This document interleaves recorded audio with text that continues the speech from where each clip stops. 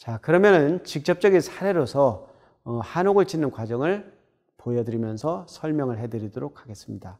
먼저 기초공사에서는 규준틀 매기, 그러니까 집의 기준을 어디에다 둘 것이냐라는 것을 하는 규준틀 매기, 그 다음에 주초석 놓기 공사가 있습니다. 목공사에서는 몸체부를 조립하고 지붕부를 조립합니다. 그리고 기와공사에서는 암기와 수기와 추녀마루, 내림마루, 지붕마루 공사가 해당이 됩니다. 그리고 수장공사에서는 상인방, 중인방, 하인방, 그리고 벽선, 머름 등의 공사를 수행하게 됩니다. 마지막으로 미장공사에서는 고막이나 흙벽, 휴벽, 단골벽, 합각벽 등의 공사를 시행하게 됩니다. 그러면 지금부터 사진을 보시면서 그 순서를 보시도록 하겠습니다. 먼저 첫 번째 사진은 주춧돌을 놓는 사진이 되겠습니다. 여기 그림에서 보시는 것처럼 자연석 주춧돌을 놨는데 형태는 갈림이나 요철이 심하지 않은 것으로 네모내거나 둥글넓적한 거, 원형에 가까운 것을 사용을 하게 됩니다. 그리고 자연석 주춧돌과 더불어서 다듬은 주춧돌을 사용하겠는데 석재를 가공해서 건물의 종류, 규모, 지역에 따라서 차이를 보이고 있기도 합니다. 이 사진은 기초공사를 하면서 보여주고 있는데 여기서 그랭이질을 한 것을 볼 수가 있습니다. 아래에 자연석 덤벙주추를 놓고 그 돌의 생김 형태에 따라서 위에 얹어있는 목재 기둥 하부를 그 덤벙주추의 면에 맞춰서 잘라낸 것입니다. 앞에서 그랭이질에 관해서 설명을 드렸습니다. 그래서 그랭이질을 해서 기초 위에, 그러니까 주초 위에 기둥을 세운 장면을 보고 계십니다. 그런 다음에 기둥을 세우는데 기둥에는 둥근 원 모양의 두리기둥과 방형의 네모기둥이 있습니다. 그리고 그 위에 보아지를 얹게 됩니다. 다음으로 창방을 얹게 되는데 창방은 기둥과 기둥 사이에는 화반이나 공포의 화중을 낳는 부재입니다. 그래서 큰 간사일 경우 상부 하중과 자중 등을 고려해서 창방의 크기 등을 결정을 하게 됩니다. 그리고 그 위에 주두를 얹습니다. 주두는 기둥 바로 위에 얹을 때도 있고 아니면 평방 위에 얹을 때도 있어서 그 밑면의 크기나 이런 것들은 기둥의 지름이나 평방 너비와 같거나 조금 크게 하는 것이 좋습니다.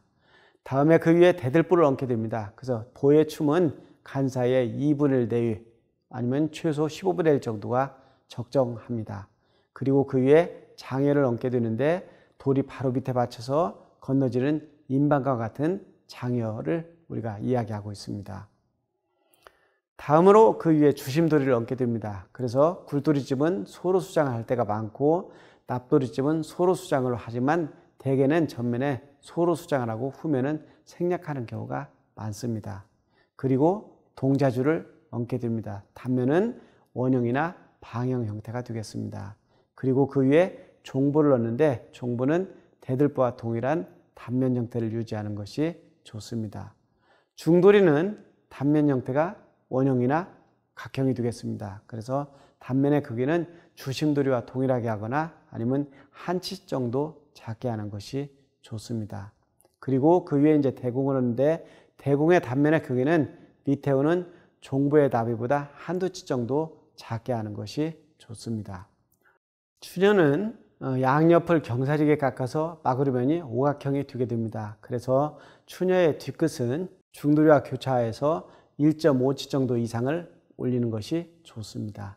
그리고 그 위에 평고대를 얹게 됩니다. 평고대는 우리가 평고자라고도 하기도 하고 추녀나 사례에 휘어오는 귓상이대를 조로라고 하기도 합니다. 그래서 처마 색깔에 위에 얹은 것을 초맥이라고 하기도 하고 부연 위에 얹은 것을 이맥이라고 하기도 합니다. 그래서 일반적으로 평고대는 2치 이상의 각재를 쓰는 것이 보통인데 춤을 나비보다 5푼이나 1치 정도 더 큰 장방형 단면재를 사용하는 것이 일반적입니다.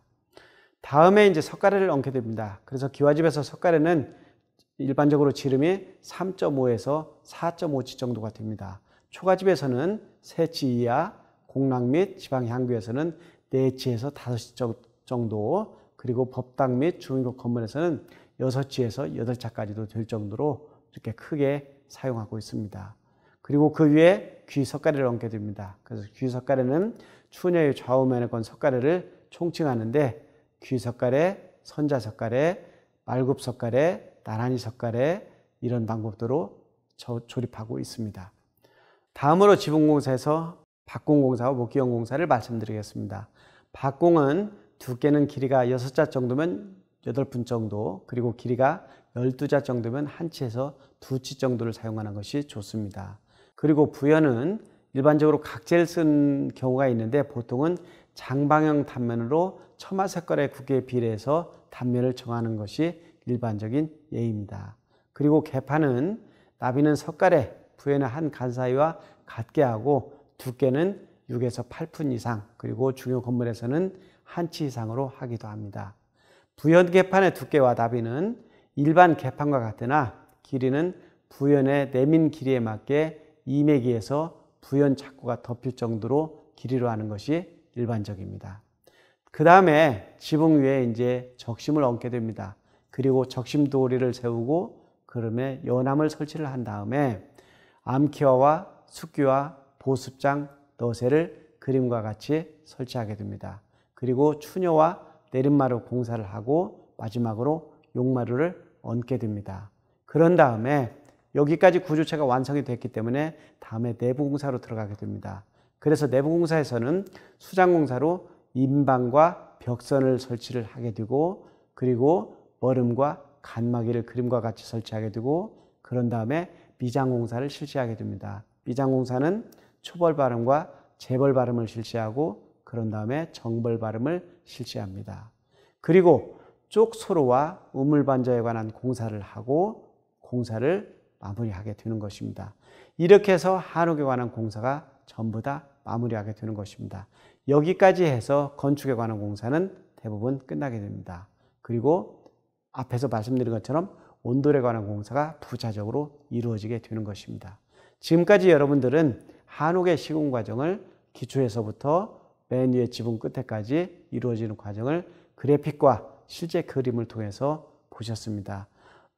한옥의 공사를 처음 시작할 때는 복잡한 것처럼 보이지만 이렇게 풀어놓고 보면 그렇게 어렵지는 않습니다. 그래서 여러분들도 공부만 하신다면 충분히 할 수 있는 공사가 되겠습니다.